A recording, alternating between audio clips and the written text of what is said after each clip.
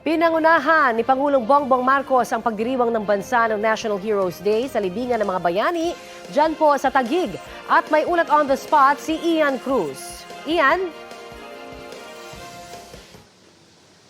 Yes, Connie, may bagyo man sa norte na humihila sa hanging habagat ay napagbigyan naman ng magandang panahon ang seremonya para sa National Heroes Day ito sa libingan ng mga bayani sa Taguig. Nag-alay nga ng bulaklak ang Pangulo sa Tomb of the Unknown Soldier bilang tanda ng pagkilala sa kanilang kabayanihan. Kasamang nanguna ng Pangulo sa okasyon sina National Historical Commission of the Philippines Chairman Emmanuel Franco Calairo, Taguig City Mayor Lani Cayetano, pati na sina Defense Secretary Gibo Chodoro at AFP Chief of Staff General Romeo Browner. Sa kanyang mensahe sinabi ng Pangulo, sa dami ng ginagawa kada araw, nalilimutan na ang mga bayani na dahilan ng tinatamasa nating kalayaan ngayon. Habang ginugunita ang kabayanihan ng mga tanyag na bayani, mahalaga rin umanong kilalanin ang mga hindi masyadong kilala o ang mga unknown Filipinos na mahalaga at malaki ang kontribusyon sa ating bayan. Lahat daw tayo ay may kapasidad na maging bayani ng ating bayan. Kaya naman habang ginugunita ang kadakilaan ng ating mga bayani, sana raw ay mapagtanto natin na ang ating mga kakayanan na maging bayani para sa ating mga pamilya at komunidad.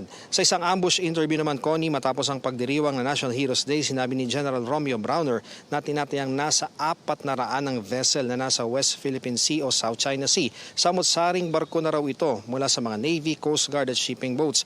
Pero 85% umano nito ang mga barko mula sa China. Sabi ni Browner, dapat daw ihinto ng China ang coercive and dangerous tactics at ang pagsa-challenge sa atin tuwing papunta sa ating mga teritoryo. Naniniwala raw ang bansa sa rule-based international order at sana raw ay sumunod ang China dito.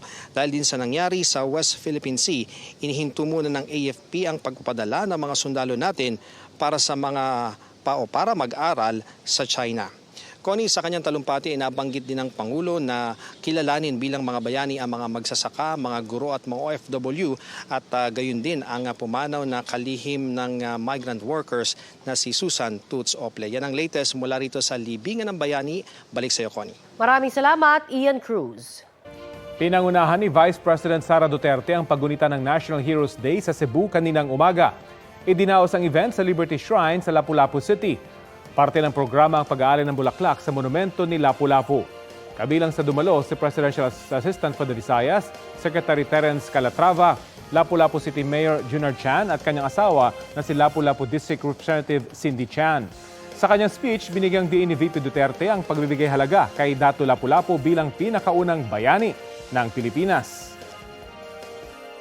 It is truly memorable to celebrate National Heroes Day in your city because it is named after a true patriot and hero for many of us. In a place, in an island where the battle against oppression happened. Mga kapuso, para sa mga maiinit na balita, mag-subscribe sa GMA Integrated News sa YouTube. Sa mga kapuso abroad, subaybayan niyo po kami sa GMA Pinoy TV at sa www.gmanews.tv.